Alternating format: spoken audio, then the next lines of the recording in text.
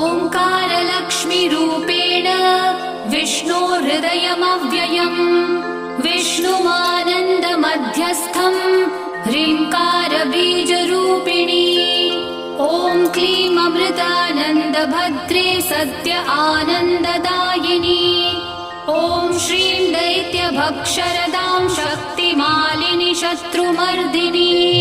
तेजःप्रकाशिनी देवी वरदा शुभकारिणी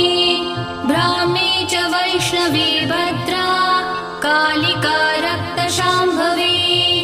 आकार ब्रह्मरूपेण ओङ्कारं विष्णुमव्ययम् सिद्धिलक्ष्मी परालक्ष्मी लक्ष्म्यलक्ष्मी नमोऽस्तु ते